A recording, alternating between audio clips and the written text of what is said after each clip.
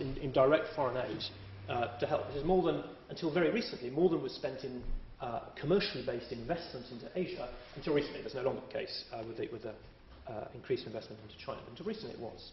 But it hasn't produced anything. I wonder why that is.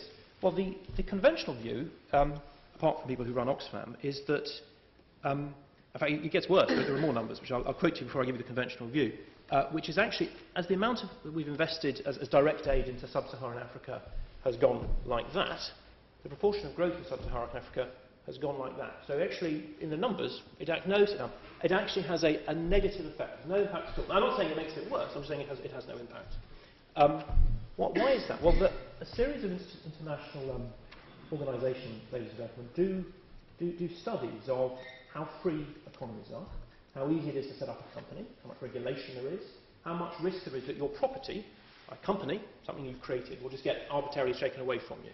And the countries which have the least property rights, have the least ability to set up a company, are consistently, across time and across space, well, across time in this country, in this world, are consistently the countries in, for example, sub-Saharan Africa, where the most aid goes up at all. People there don't set up a company because they won't. It's a good way to make someone else wealthy. Unless you bribe the right official, know the right official, went to school with the son of the Prime Minister, you're screwed. That's why those places are poor. And that's why they stay poor, despite the $2.3 trillion, $2 trillion that has been poured into them by very well-meaning people over the last 5 decades. No, I decided not to take any. I'm starting. I was told at the beginning of my speech that I was in fact starting, so I won't take any. It's 10 years. I've been here once before, well, more than once before. It's 10 years since I last came to this building. And 10 years ago, when I was last here, two very bright Russian-born Americans called Larry Page and Sergey Bin, I think you probably know who I'm referring to, both sons of immigrants. They left Stanford with a good idea, a good mathematical education, 2 damn fine brains, and a good chance to live in a society that was very good at putting serious money behind serious ideas. Now, you all know the result. It's Google. A transformation of how millions of people, how you and me find data, communicate, find local services, look up books. A transformation in how the world talks to itself. Contrast, I'm really not sure what the bloody hell I've been doing with myself. I've bought a house or two and got married. That's not really a very good use of time in comparison. Entrepreneurship changes the world. It makes new wealth. It allows the less conventionally educated, Alan Sugar, to shine, as well as the polished Oxbridge types that I don't quite see around me. Criticise your audience, a good way to win votes. I've always not quite found. Thank you very much. I'm not arguing that the motion. I can't quite see them, but I'm grateful for the advice. I'm not arguing. I am not arguing, and the motion does not claim that entrepreneurship makes for a perfectly just or equal society. We don't live in the Garden of Eden. It doesn't. It never has, and it never will. There is no such perfect society. That's not the motion. But entrepreneurship, the ability to create companies, the right to create companies, the right not to have the government stop you make companies and take the wealth that you and your peers and your friends have created, does drive prosperity, wealth, and social inclusion. Not for everyone, but for most people and most of the time. Because its absence, high tax, poor property rights, government expenditure, no. Government expenditure makes for a less equal, less fair, and look at Africa, look at Russia, a far less inclusive society. So, ladies and gentlemen, and this is really the last bit of my speech, very short. As an empirical fact, and as a moral judgment in freedom, I beg to move the motion. Thank you.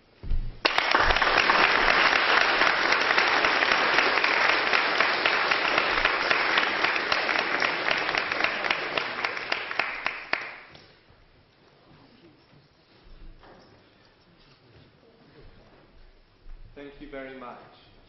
The first speaker in opposition of the motion, Mr. Ali Al-Ansari, some of you may have seen before.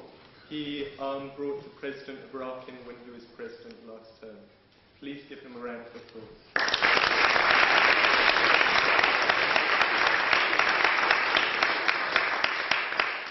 applause. Good evening, ladies and gentlemen, and thank you, Mr. President.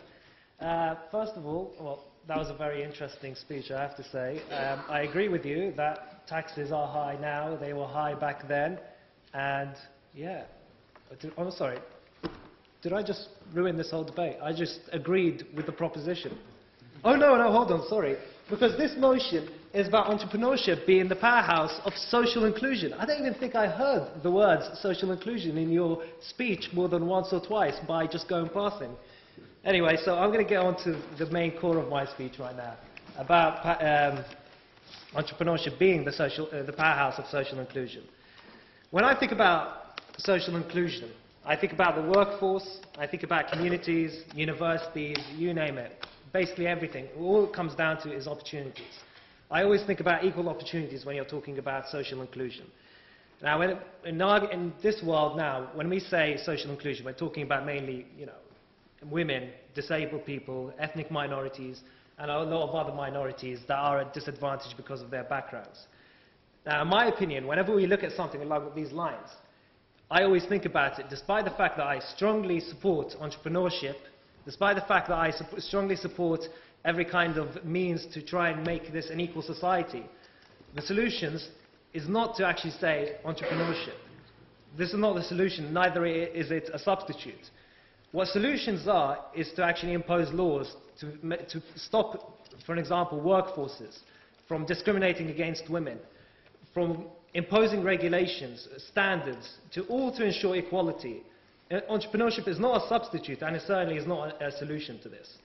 It only stops people complaining, in my opinion. If you're an entrepreneur, then you can't go up to the government and say to them, well, I have a boss that's discriminating against me because I'm a woman. Because they'll be like, but your boss is yourself. But, that's conservatives for you, maybe. It's all nice to say that we want to be our own bosses, we want to work for ourselves. No, thank you.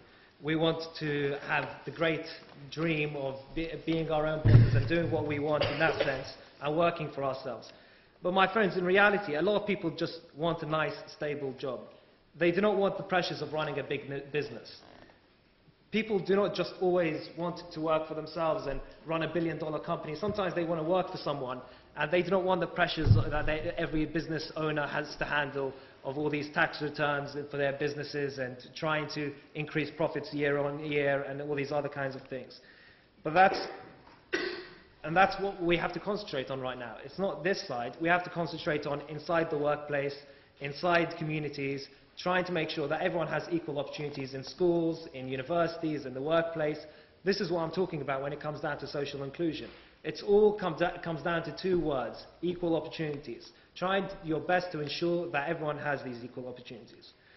And the funny thing is, when it comes down to all of this, it's all about that one word, which is differences. We have differences between us.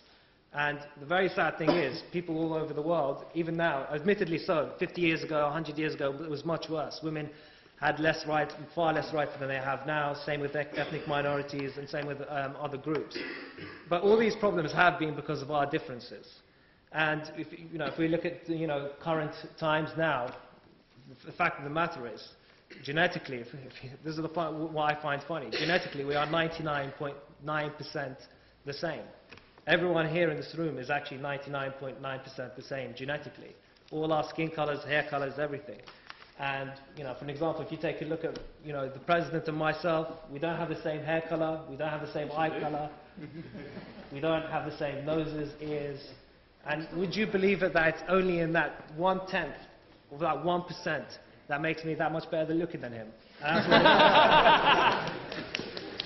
now, my second main point about this, why you have to vote for the opposition, is the missing markets. Now, when it comes down to entrepreneurship, so if you want to be a good entrepreneur, you have to find what you call a missing market, something in economics, which some of you have heard of. Now, consumers want, or if you can